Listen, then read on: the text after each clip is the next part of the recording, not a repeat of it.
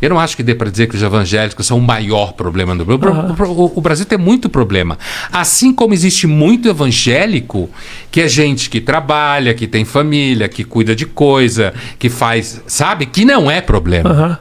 Então, pegar os evangélicos como um todo e dizer que os evangélicos são um problema, talvez você esteja pensando em alguns pastores evangélicos especiais que geram problema.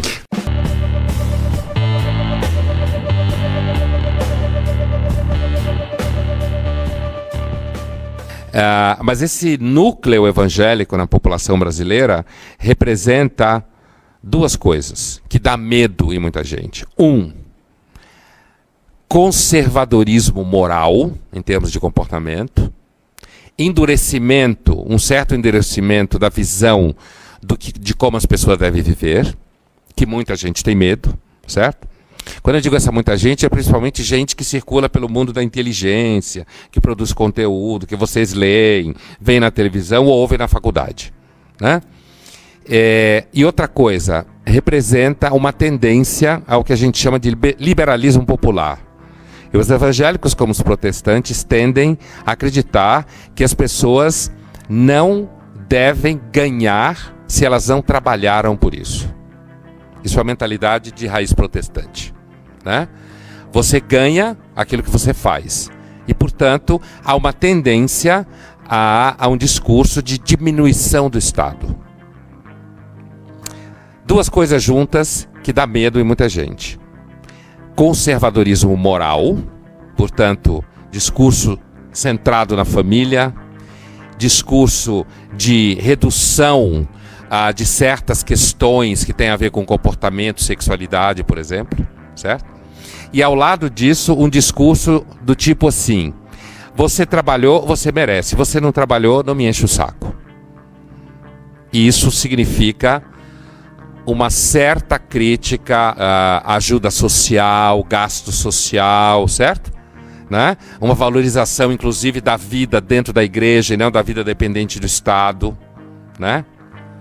Então você pega gente que vem de classe social menos privilegiada, que às vezes trabalha como empregada doméstica, essa mulher entra na igreja, ela começa a fazer amizade, ela chora, consegue levar o marido dela, ele também chora, ele bebia, enchia a cara, batia nela, aí ele para de bater nela, recebe Jesus no coração, o irmão arruma um emprego para ele, ele começa a trabalhar, ele já não gasta o dinheiro dela só, os dois começam a ter dinheiro em casa, um dia volta a transar, coisa que não fazia há muito tempo, Jesus ajuda inclusive a isso, ao contrário do que se pensa, certo? Volta a transar, e aí os filhos ficam alegres, porque a mãe está cantando em casa, o pai está feliz, né?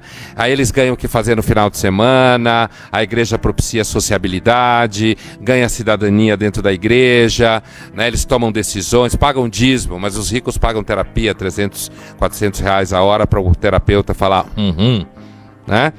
E, então, assim, e cresce, você tem um sentimento de unidade, certo? Você tem um sentimento de que você participa de alguma coisa. Pessoas que normalmente não sentiam que participavam de coisa nenhuma, ganham cidadania. Então, uma das coisas que o crescimento da igreja evangélica no Brasil está ensinando para o povo inteligente, que nem eu, assim, que trabalha com política, ética, filosofia, história, geografia, sociologia e tal, jornalismo, é o seguinte: o movimento evangélico está mostrando no Brasil que ele consegue produzir sensação de cidadania mais do que o Estado brasileiro consegue. E de forma mais eficaz, e mais imediata, e mais barata. É só um dízimo, certo? E você recebe, em troca disso, amizade, sentido, vínculos, um equilíbrio familiar, né? Tudo que as pessoas querem na verdade. A ideia de que Deus criou a humanidade por amor é uma interpretação muito específica do cristianismo, né? A rigor, a gente não tem a mínima ideia porque Deus criou a humanidade, porque Deus tem tudo. Ele é super poderoso, não precisa de nada. E nem sempre as religiões, como eu dizia no começo, na sua origem, oferecem esperança. Às vezes ofereciam esperança no nível da barganha. Eu sacrifico essa pessoa ou esse animal em troca, vê se você não deixa a gente morrer tanto de fome. né?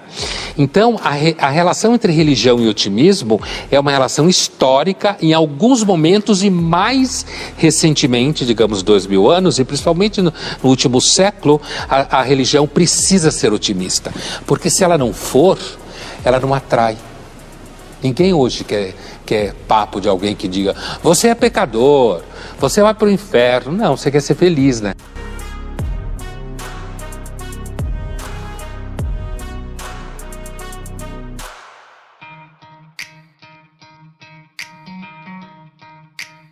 Apesar de que normalmente as pessoas que acreditam em Deus, de alguma forma supõem que sim, haveria um Deus e que sim, faria parte do plano desse Deus acreditar que a felicidade humana está dentro do projeto. Porque na realidade a religião, Deus é uma espécie de combo. Adianta muito pouco você acreditar em Deus ou similares, se isso não significar de alguma forma que em algum momento você para de sofrer, né? Mesmo que você não pare de sofrer aqui, muitos acreditam que você vai parar de sofrer no além, em algum momento. Em algum momento essa agonia acaba.